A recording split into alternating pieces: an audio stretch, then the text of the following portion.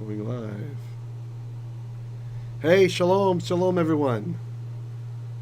Glad you made it. Shalom, Christopher. Hey, Yanasi, I like it. Betty, Dr. Dwayne, Julie, and anyone else who's watching who's just not in the chat, please make sure to say hi in the chat. And if anybody's a member of Derek Yeshua, please let them know that we're live, yeah? I have a suspicion that sometimes the stuff isn't getting posted over there to the Facebook people. Let me see here, just on a whim.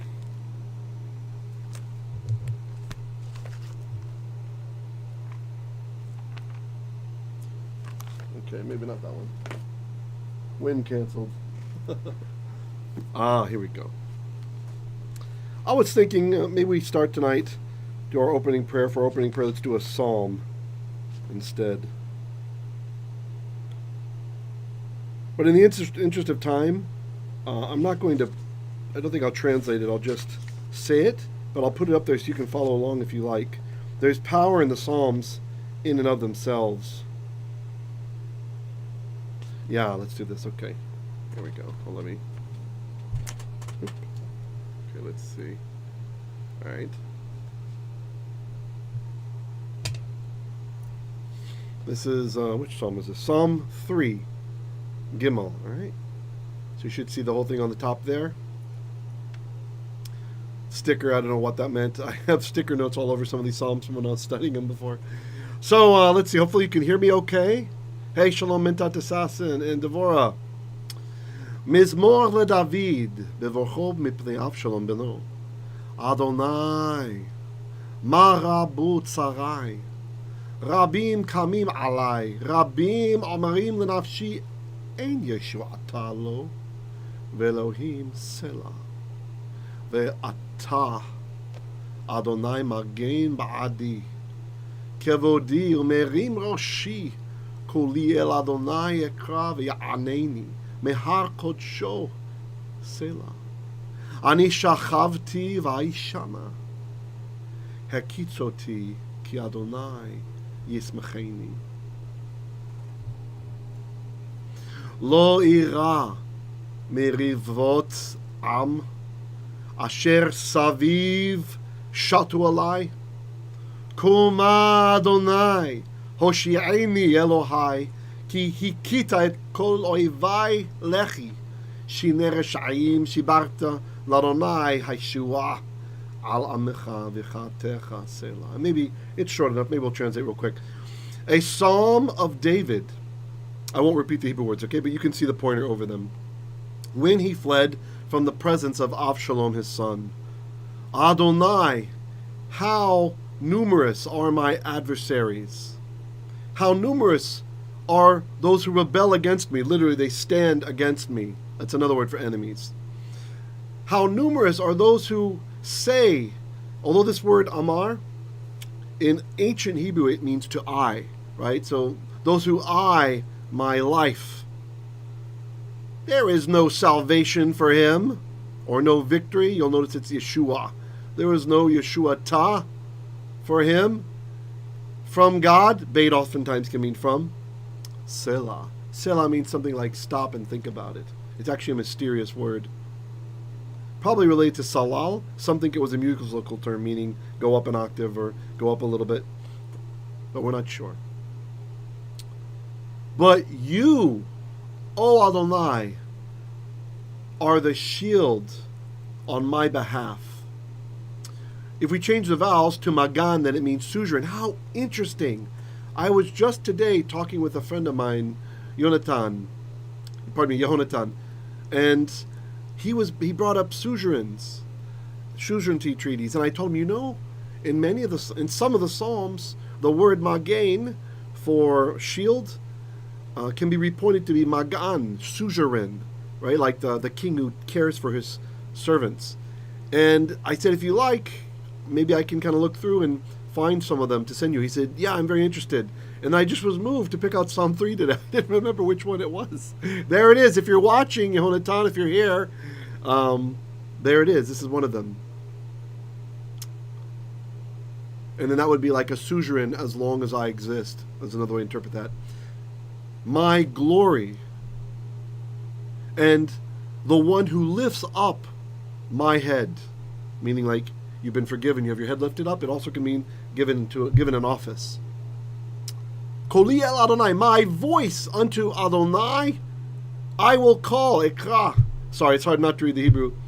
And he answers me from his holy mountain, Selah. I myself have laid down, and I have indeed slept. I have awakened. This is very euphemistic about dying, right? He laid down, but it wasn't the sleep of death, you see. Awakening is symbolic of resurrection in many of the Psalms. Ki Adonai ismecheni. Why? Because Adonai, he sustains me, or he supports me. Shamah can also mean to lean on, right? But not in this case, because Adonai is the subject. I will not fear from the myriads of of people. And there's a feeling from this word that means like, it's from the ancient root amam, which means to be strong, right? Some say numerous. Who surround me. Shatu alive, they had set themselves against me. Or it can be their throngs are against me. Arise, O Adonai, rescue me, hoshi'aini. Oh my God, Elohai. Now this kihikita, it looks like it's saying for you have struck, nacha, because it's a perfect, and a lot of people, they translate the perfect as past tense, right? But this is what we call a precative perfect, kind of an advanced grammatical issue. So it means, oh, that you would strike.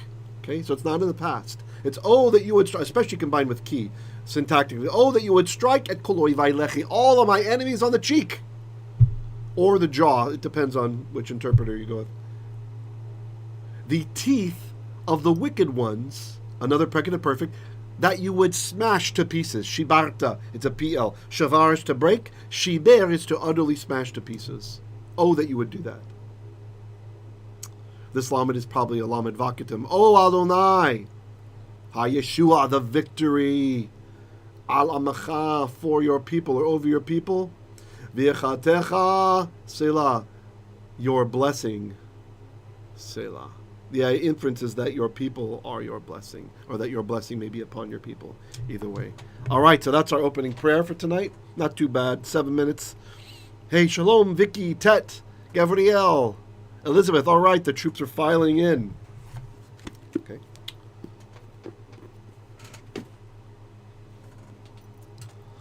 All right. Let's get to business.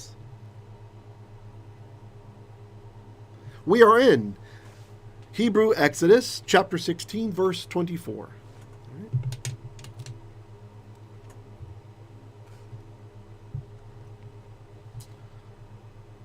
Vayaniuchu oto ad haboker. Sorry, I'll slow it down. Vayaniuchu oto.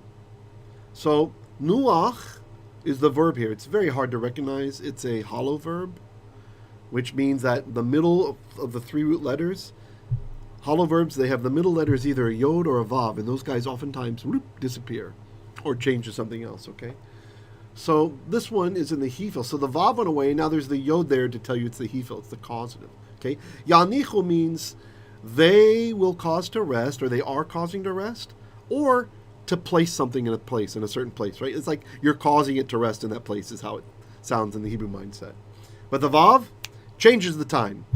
So they caused to rest oto, it, ad, until haboker, the morning, the boker. Ka'asher, according to, tziva, commanded, Moshe. Velo, and not, hiv-ish, it stank. So it did not stink. Ve, and, rima, worm. Rima is a worm. Lo hayata bo. Lo did not.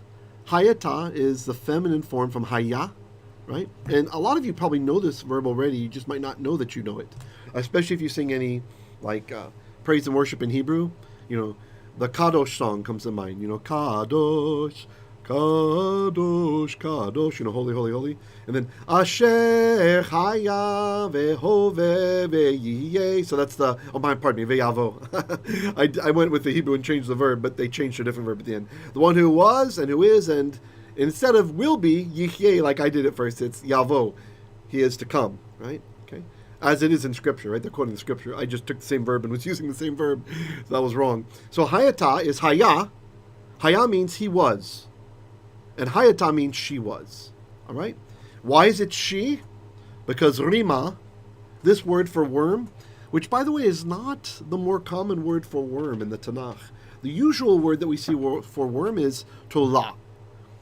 But the difference is that a tola is an earthworm, or a worm that's in the ground, and a rima is more like a maggot, right? Like a worm from a fly or something, right? Which makes sense. That's what would infest your food, right?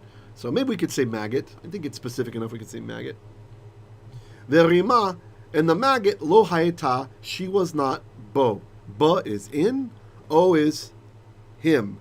But the him is referring back to the man, right? So not in it. Right? Hey, shalom, Brenda. Glad you made it. Ted says, to Hashem belongs the shields of the earth. I was thinking about this morning. Wow, look at the Ruach. Wonderful, wonderful. Maybe that should be a word of the day soon. Magen, shield. Specifically, we have other words for shield, right? Sinor is a word, and some others that I can't think of offhand, like the shields that are outside the temple, but if I see it, I'll remember it. But a magen, it's the circular one that someone wore on their arm. So you'd have a short sword and shield, and that's the magen, and then, and we have other words for full body armor and other kinds of shielding and helmets and all that stuff. Okay, now I need to get a drink. You guys, take a look at where we are in the next verse. Maybe try to read it while I'm hydrating.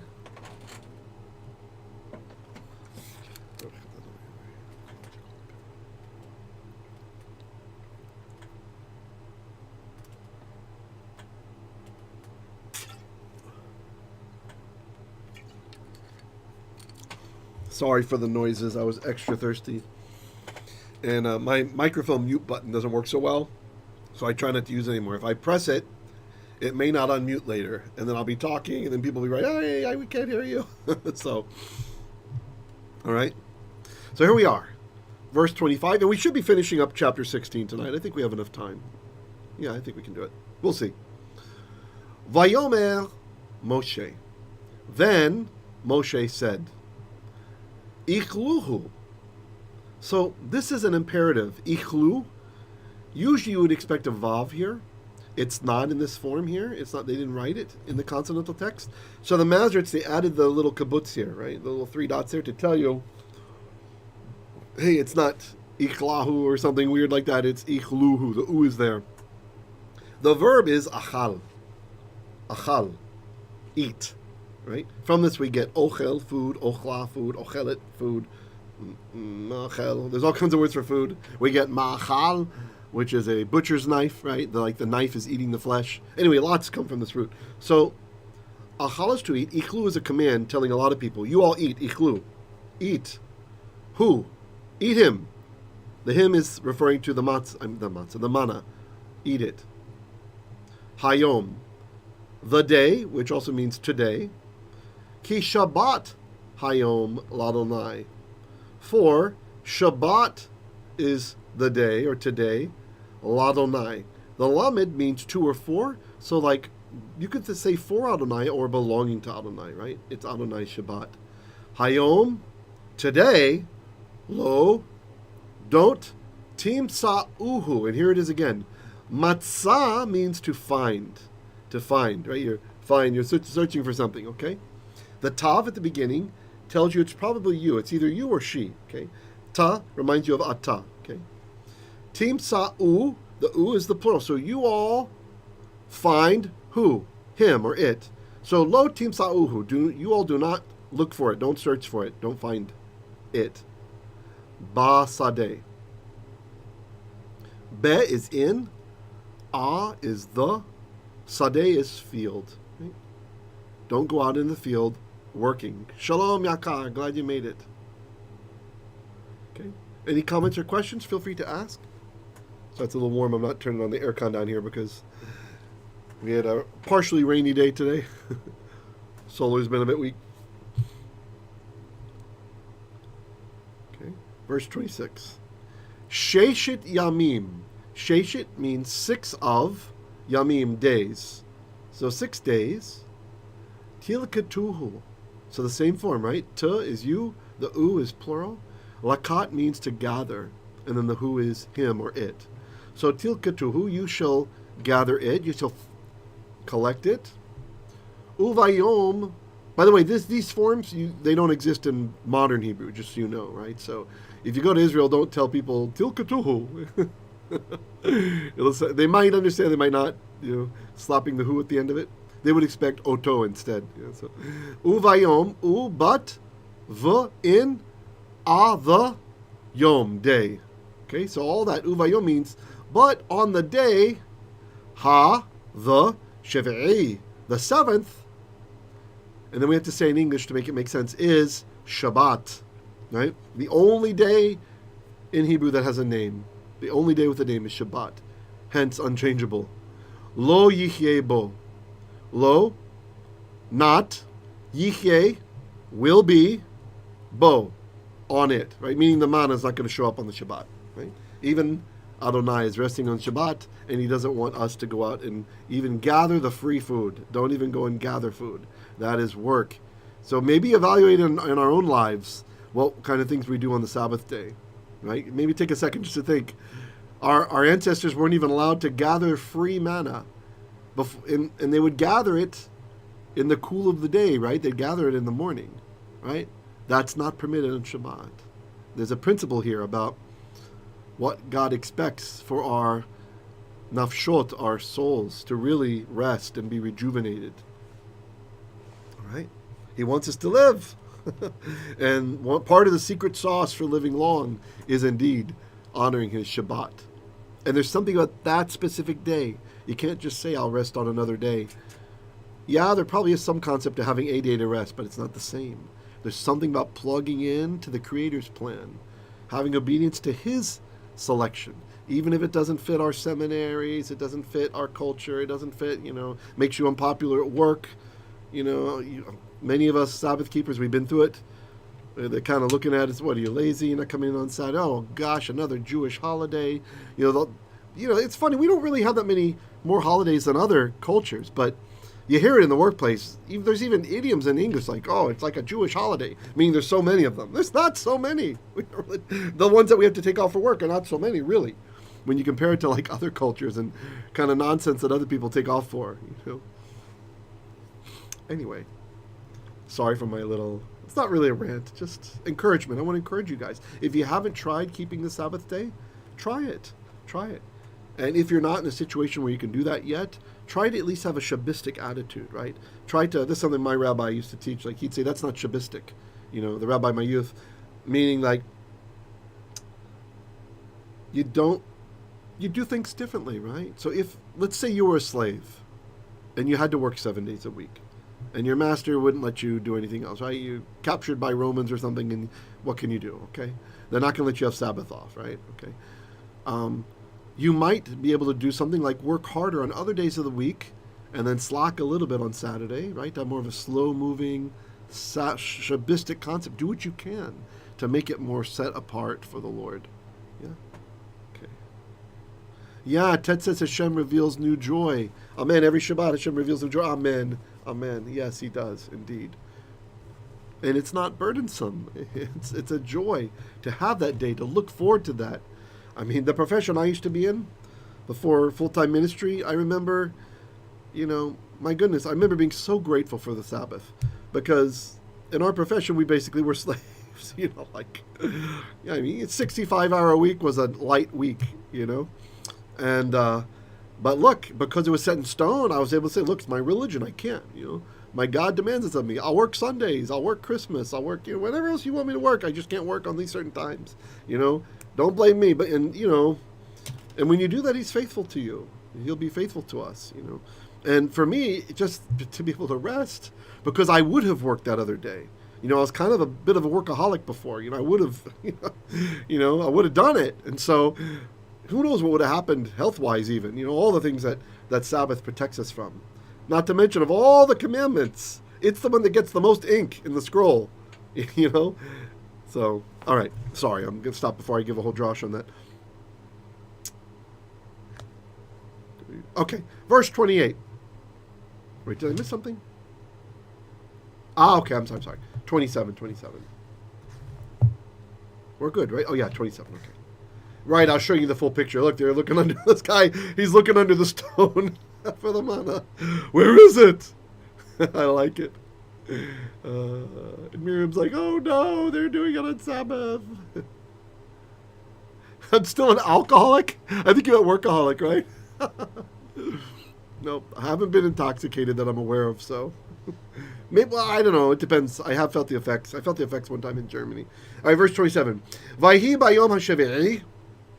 And it happened, bayom, in the day, be'ayom hashavi'i, the seventh, yatzeu min ha'am. Yatsa, to go out, u is plural. They went out, min, from ha'am, the people, lilkot, to collect, to gather, velo matza'u, but they did not find. Literally, but no, they found. no problem. Yeah. Well, the days are few, right? I mean, days are few.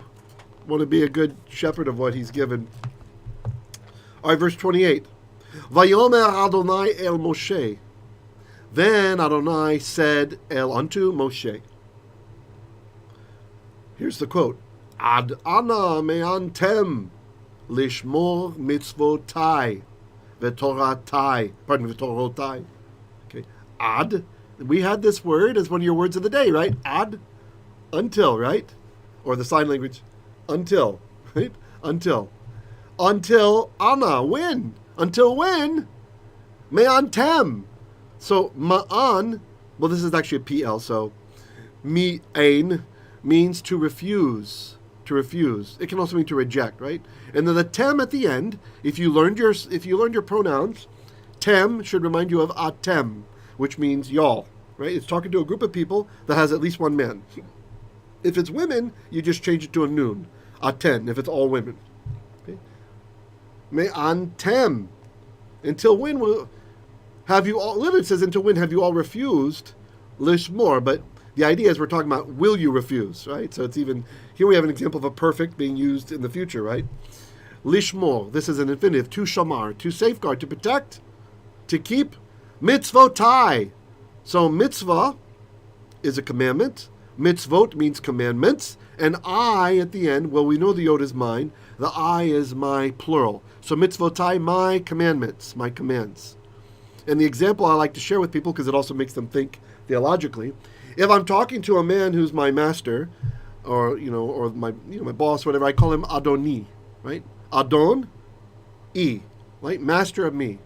But when we talk to Hashem, we call him Adonai. The I is the plural, my lords. We're literally saying my masters or my lords. Okay? So, mitzvotai, my commandments, Adonai, my lords. V'torotai, and my Torahs. My Torahs. So, my laws, it can generally mean my laws, or it can mean my teachings. My teachings. Although, some of the sages say that this is referring to the oral law and the written law, right? The oral law, which was the tradition on how to keep the commands, and the written was actually what we have in the text today. So I'll just put that out there that there is that is a possibility, right? So it would have been from Torah Taim, which would mean two laws, and then Torah Tai. Okay. Verse 29. Re'u, command from Ra'ah, Resh Aleph Hey, the verb ends in Hey, the Hey went away. Re'u, look, or see. Ki Adonai Natan Lachem HaShabbat. See. And just like in English, we can say, don't you see? It also works in Hebrew this way. This can be like notice or no. Don't you notice? See, look.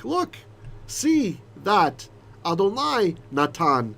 And this was one of our words of the day, the person holding the hands out like that, right? Gave. Natan is gave. La, to. Chem, you all. HaShabbat, the Shabbat, the Sabbath.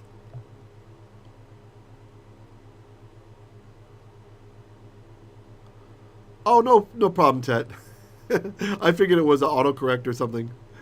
I am the worst when I'm on a mobile device with making typos or the autocorrect picks up the wrong word, so no judgment from here. See, I'm not allowed to judge that, because if I judge that, then I might be judged, right? So, all right. Al kain. This literally means on top of such, right? Or concerning such, but you just have to learn that al kain means therefore. Therefore, hu noten lachem. He has given lachem, to you all, bayom, in the day hashishi, the sixth, lechem, bread, yomayim. Now look, you got to understand Hebrew grammar on this word. So yom is day, but it's not yamim is how you say days. This is yomayim. Ayim is what we call the dual ending. Whenever you have something that occurs in two in Hebrew, most of the time, the text doesn't always obey this rule, but most of the time, we put the ayim ending on it, and it means two of the things. So this is yad, yadayim, ayin, aynayim, ozen, oznayim. You get the idea? Regel, for my foot, raglayim, but I'm not going to put my feet up here. So you get the idea? Shad, shadayim, right? Etc., etc., etc. Berech, for your knee, bakayim, knees. The ayim means two of it, okay? Which is very interesting that the word for heaven only occurs in this dual form, shamayim, right? So some say that this is because there's two heavens.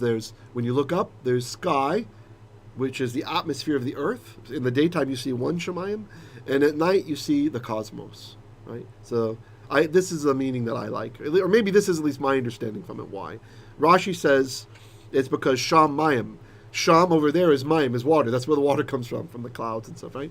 And there's other opinions about it, but it's very interesting that it's in the dual. Also life, chayim, it's in the dual. I think that might be because we have two lives.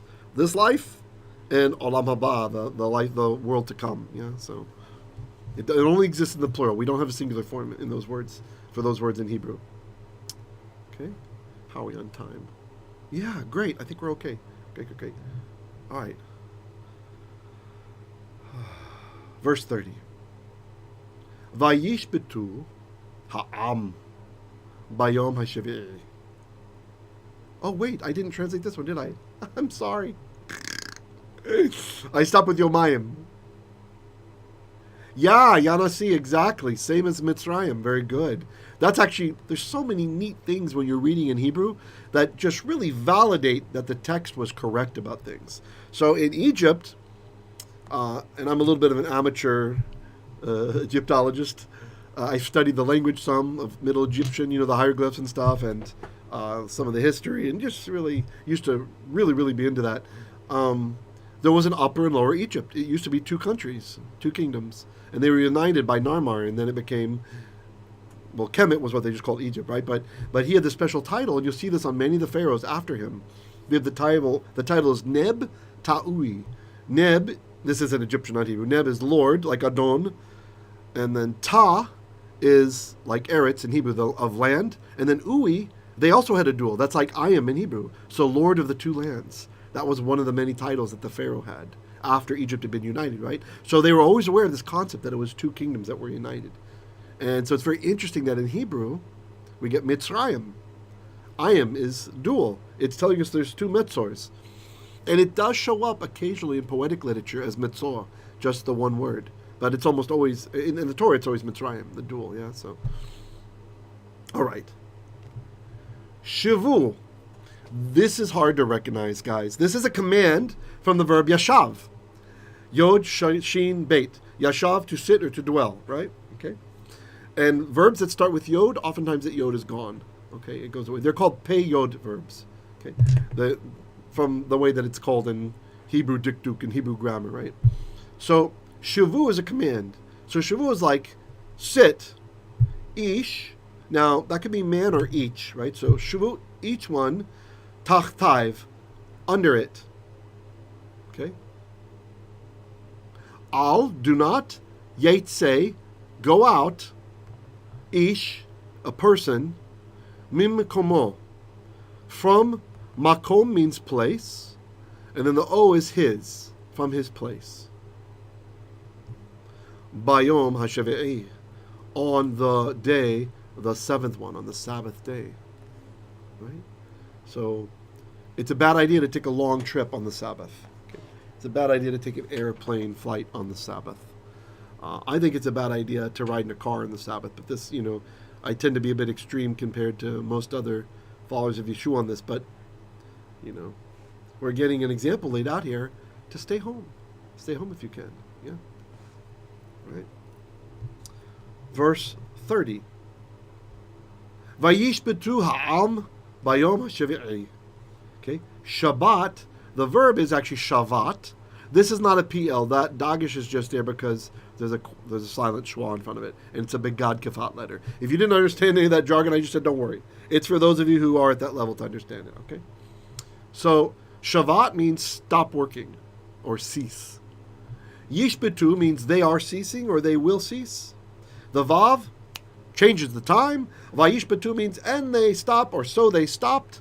Who stopped? Ha'am, the people. So they stopped working. Bayom, in the yom day, the shavi'i, the seventh one, which is Saturday. You can't change the ordering of the day of the week. It is eternally Saturday, eternally Shabbat, never changing. Okay? We don't have the authority to change his sacred, solemn days. And I need a drink. I'm very quick. I apologize. Go ahead and look at verse 31 while I'm drinking.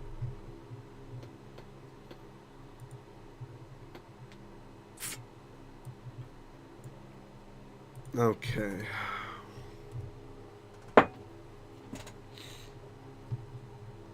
Time looking good. I am not going to keep you guys late.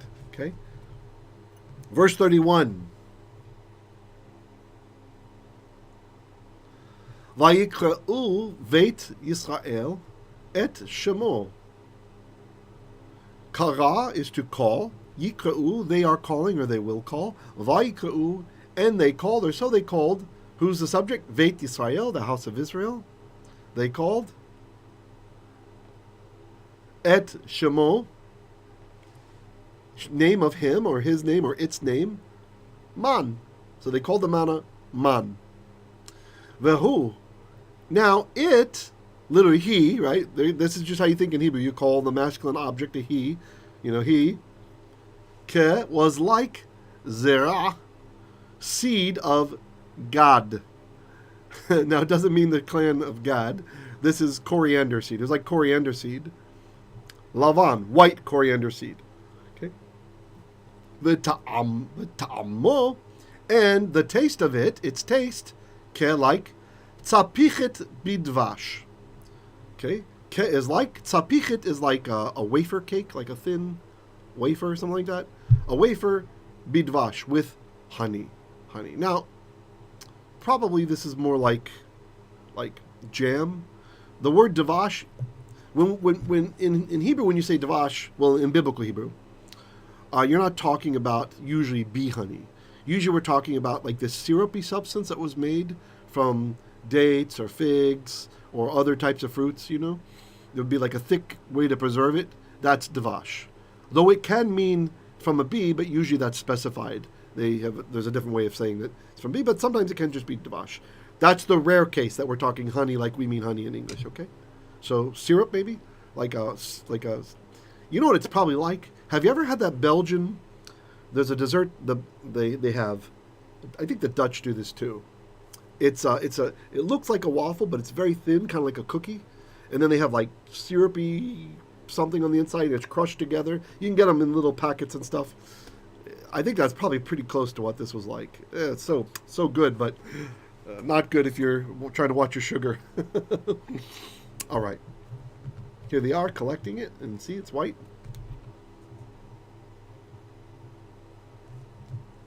Let me try to get this one in view better.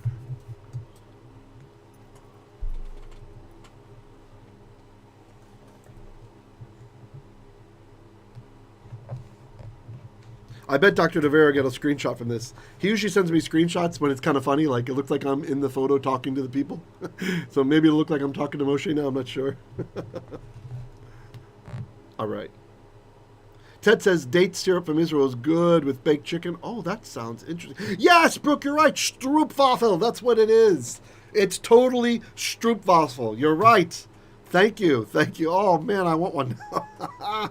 So good. I think that's similar to what they're saying here. All right.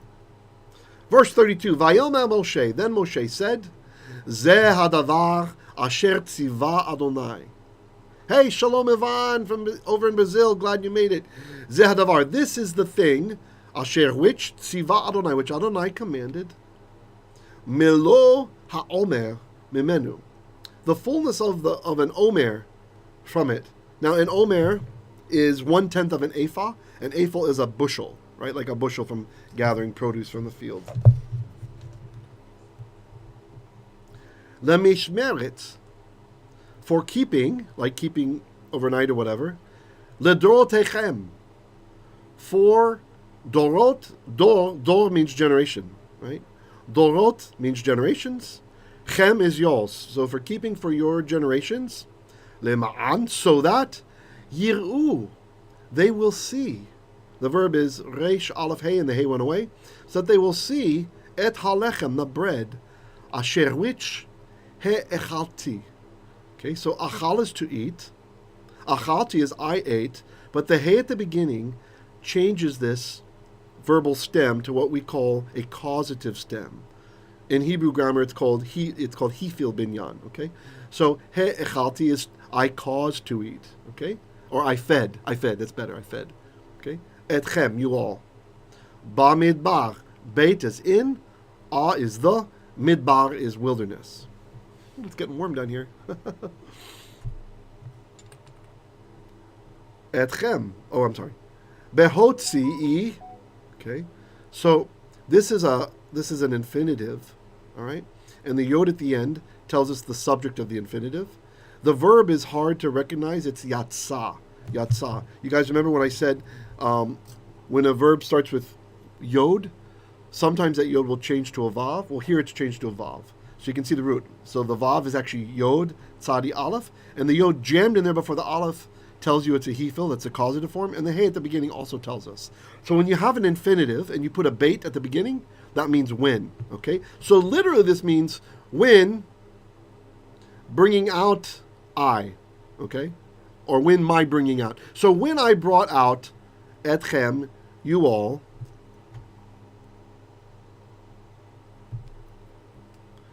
may from Eretz, land of Mitzrayim, Egypt. Okay?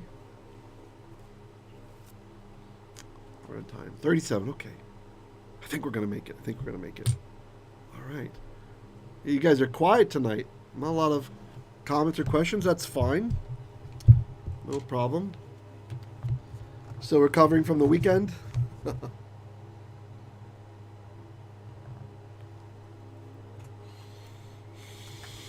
All right, so here Moshe's discussing things with Aaron. Verse 33 says, Vayomer Moshe, then Moshe said, El unto Aaron, this guy, qakh tzinsenet achat. Okay, qakh, this is the command form from the verb lakach, right? Which I should probably make one of your words of the day pretty soon. That's a very common word. Lakach is to take, okay? This word is just a weirdo. It's not the case that verbs that start with lamed usually lose the lamed, okay? But this guy does. But it's common enough, it's worth recognizing. So the lamed is gone. Qakh is the command to lakach, to take. So take, tzinsenet, like a jar, achat. Achat is the feminine form. Oh, we just had, I think today, right? The Hebrew word of today, or was it yesterday? Yeah, that was echad, meaning one, or, or echad, meaning united, right? Like Shema Yisrael, Hashem Elokeinu, Hashem Echad. Here is the Lord our God. Lord is united, right? Okay. About his nature. All right. Veten. Now this is a command form from Natan. And we have mentioned, if you've been following with me in the immersion series, verbs that start with a noon, like an N sound, oftentimes that N will go away. They're called pay noon verbs, okay? And here he went away. So vev, that's not part of the verb. That's just saying and. 10 is the command. Give. So you can maybe imagine someone says, hey, give me 5. And you say, no, give me 10. 10, Lee, 10. 10, give me 10. Okay, maybe that'll make it stick in your head. I don't know. So talking to a man, that's how you say it. Okay, to a woman, it's tani. Okay, but anyway, 10, shamah. Give or put. It can mean put place. Shamah, over there. Haomer, the fullness of the omer, of mana. Thanks for all the likes, guys. I appreciate it. Vehanakh oto. So nach, we saw this before earlier. I almost said in the Torah portion earlier. They're reading tonight. It said yanichu, right? Vayaniuchu, and they said it, right? So this is where we get the name Noach, right? Nuach, it's a weak verb. The vav is the second letter in the roots, right? So nun, vav, chait. And when you have a weak verb or a hollow verb, that vav will disappear a lot of times. So nach should make you think of rest or set, like just like you're setting the object to rest. You're setting it down, you're resting it. So hanach, and rest or set it, vehanakh, it's a hifil, oto, it, lifnei, before Adonai. Lemishmeret, to keep it, like to store it. Le dorotechem. Le is for, dorot, generations of, chem, of y'all. So for your generations. Okay.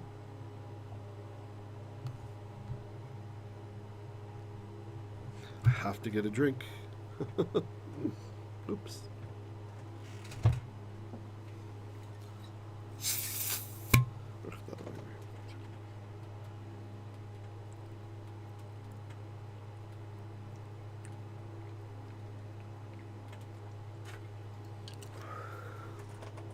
I really hope it's not that noisy when I take my take my drinks. I don't really listen to my videos after they're recorded, so I don't know.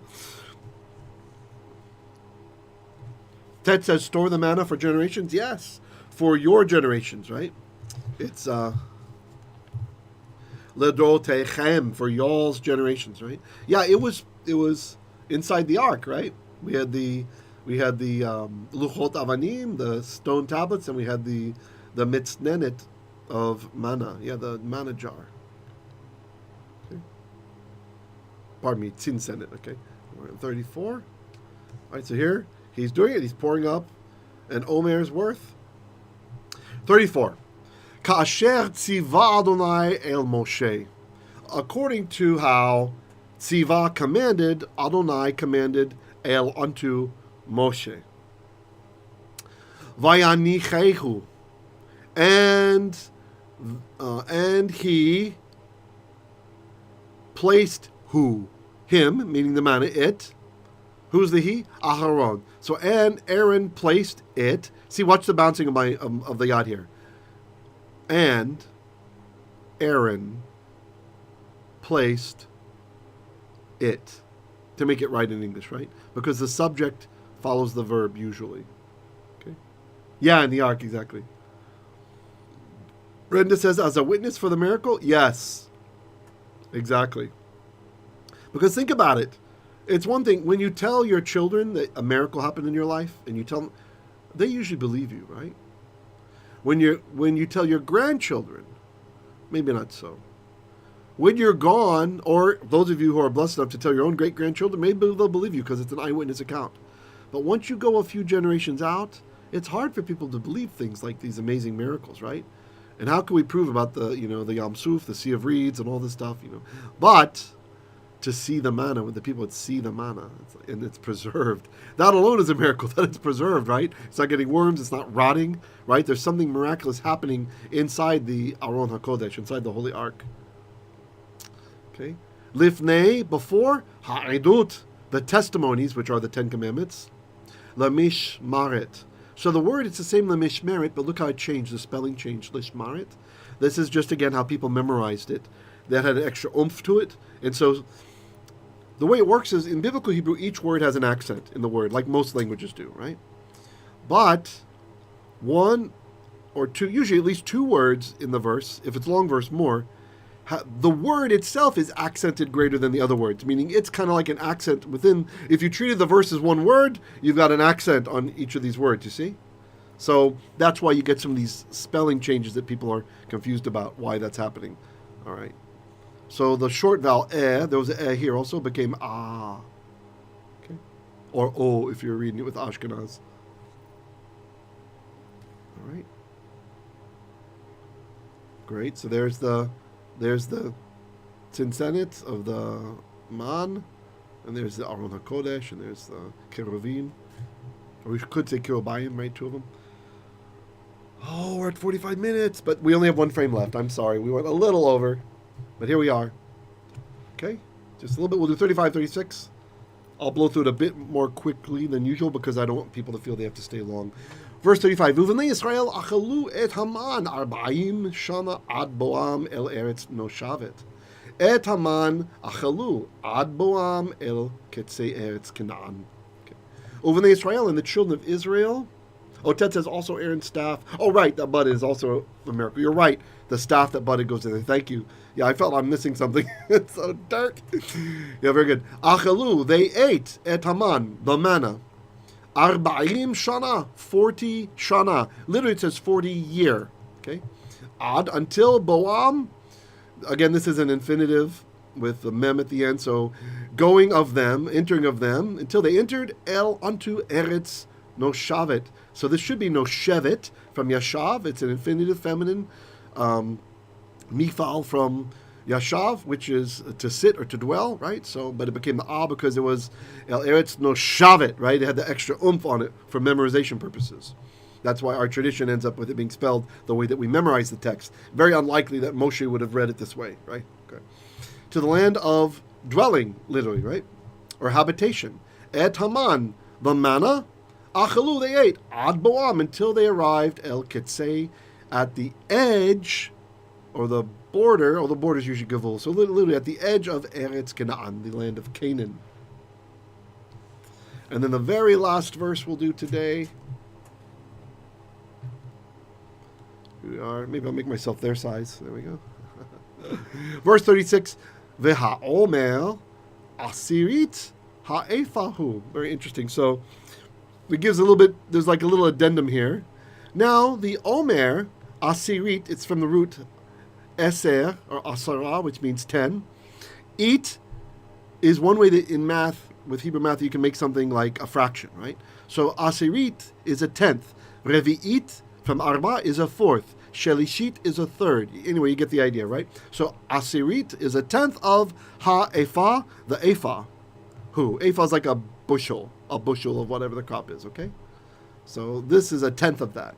And there we are. That's the end of our lesson for tonight, our study. Hope you guys enjoyed. 48 minutes. I went 3 minutes over. Sorry. I was trying so hard to time it right, but you are dismissed. But if anybody would like to leave ask a question, I'll go ahead and if you'd like to support the ministry, I'll go and put the details here. You could, we'd be very grateful. You could send to www.paypal.me/Hebrew literacy, or you can hit me on my Patreon with the same thing. Okay. And yes, let's count the omer. Thank you for that. We'll count the omer. Can't see what I typed there. Yeah, great. Okay. Baruch atah Adonai Eloheinu melech haolam asher kiddushanu b'mitzvotav v'tzivan la'asefrat et haomer 23. Okay. Great. 33. Okay. Blessed are you, Lord God, King of the universe, who sanctified us with his commands and commanded us concerning the counting of the omer. 33. Okay. And actually should have been shloshim v'shlosha. We put in the feminine. Great. Yeah, thank you, Yanasi, for being my wingman, reminding me about that. You guys have a great day, and I'll catch you later. Feel free to ask questions, especially over in Hebrew literacy or